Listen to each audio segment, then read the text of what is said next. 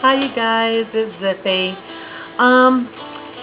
Some folks will do like an instructional YouTube video for like vitamins or the things they bought for their post-op, or things to take with them to the hospital, or those kinds of things, or instructional videos showing how to cook a WLS meal.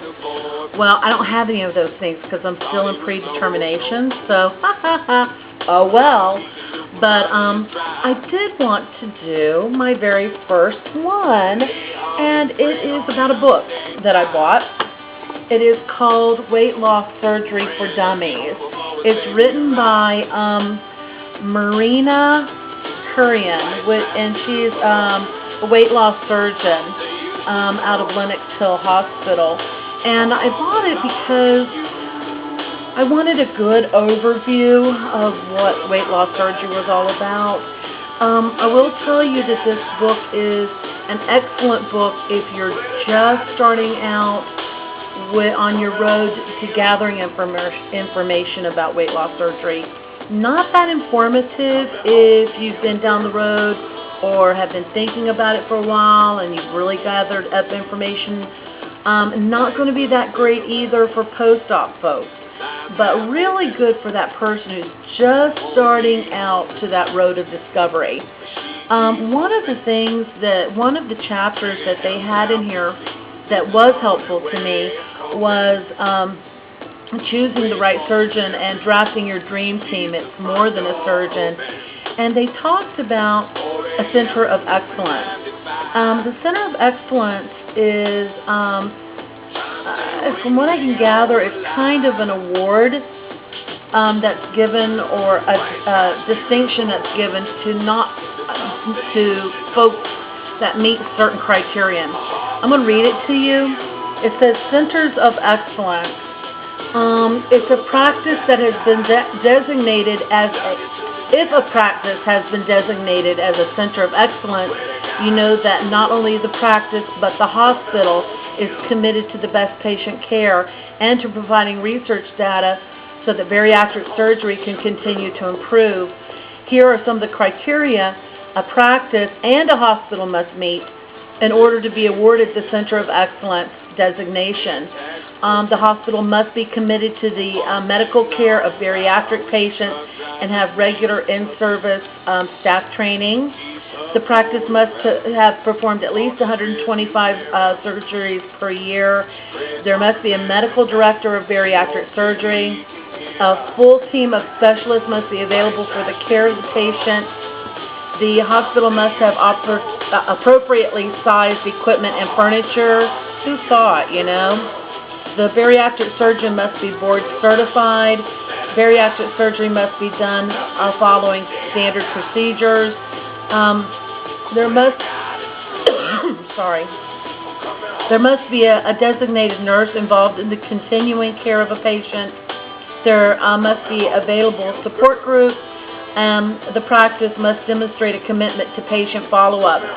And it had a website for the information on Centers of Excellence. Go to the website of the Surgical Review Corporation. That's the body that grants the Center of Excellence designation.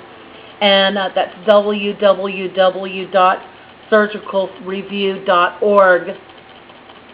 And it talks about some of the things that you should be asking your surgeon to determine whether or not he's the right fit for you and what his criteria is. Of course, they tell you how you can find a surgeon, and then they tell you the things to ask once you've found it.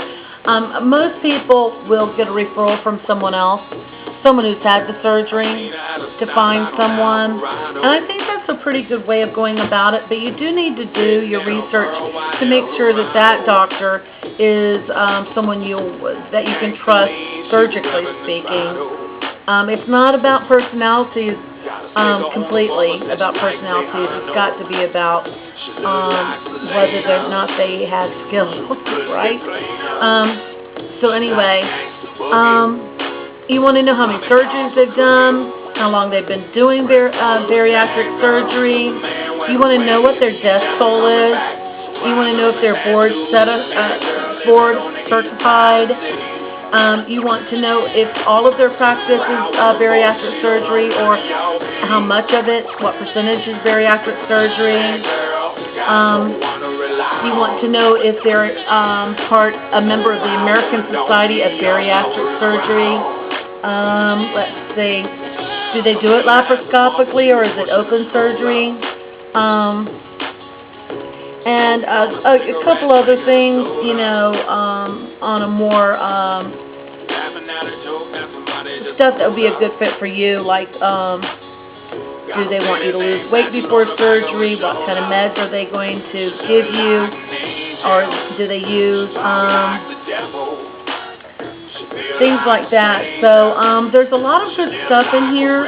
It does cover everything from the actual different types of surgery and what they look like. It does offer pictures so that you can, you know, your basic gastric bypass or banding or duodenal switch and sleeve surgeries. Some of the content is part 1, is this right for you? Part 2, preparing for surgery. Part 3, the hospital experience and beyond. Part 4, this time I'm going to make it. Part 5 is changing outside and inside. And last but not least, Part 6, the part of 10. And that's 10 weight loss surgery myths, 10 benefits, 10 ways to stay on the straight and narrow. And so it did have some interesting stuff. But again, it would not be things that post-ops would need or could even use, or anybody who's really been searching for a while, because if you've been down the weight loss surgery road for a little bit, you've already done all this. They do have bullets, and the bullets are warnings and technical stuff and things to remember. The warnings are for example, the psychological evaluation is valuable for your surgeon and for you. Don't try to trick the evaluator. Lying during this evaluation can only hurt you. And also, it's anecdotal. Some of the folks, people who have gone through the weight loss surgery, I've got to tell you, some of these were very, very good. In fact, there was a woman that, oh my God, I cried when I read it because it was just incredibly touching, and not in a weirdo kind of way. She had gotten really fabulous tickets to her favorite sports team. I think it was a baseball team. I mean, fabulous tickets. Went down to sit in the seat and couldn't fit in the seat, and was so discouraged because she ended up having to give the tickets away to someone else.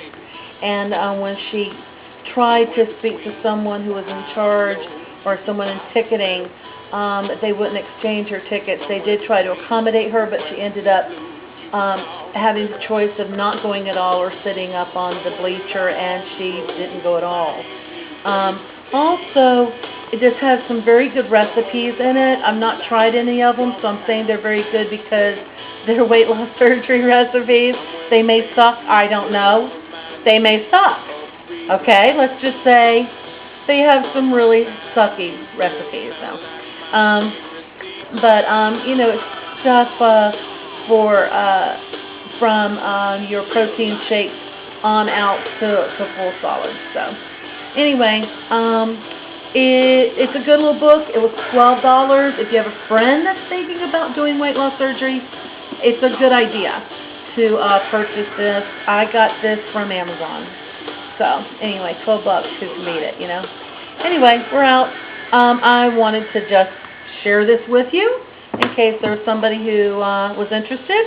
Thank you so much for listening and hanging with me.